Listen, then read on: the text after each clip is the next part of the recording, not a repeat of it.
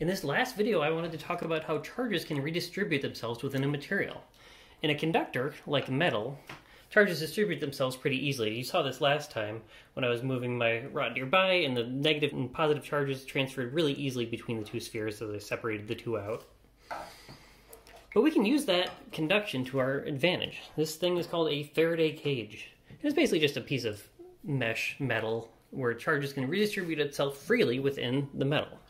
I'm going to charge up our electroscope again.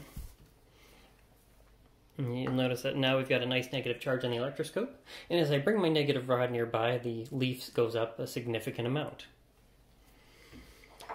If I were to stick this cage over top, however, this cage is going to shield that electroscope from feeling any negative charge. Let me show you.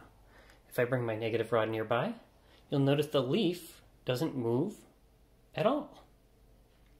And think about why this is happening. This is, again, a metal cage is neutral, but as I bring my negatively charged rod nearby, the positive charges get sucked to the top of the cage, and the negative charges get pushed to the bottom of the cage. So that knob of the electroscope is feeling the negative charge from the rod, and the positive charge that was sucked to the top of the cage, and the net result is a totally neutral result.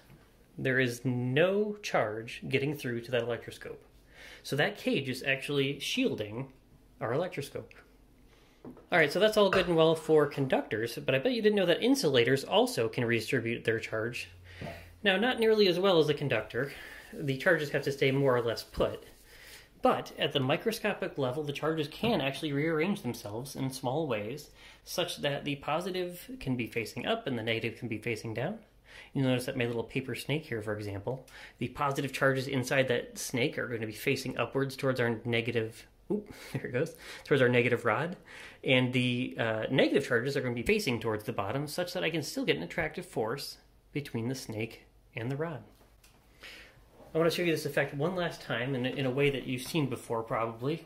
If you were to charge up a balloon, thank you, and stick it to a wall, the charges within that balloon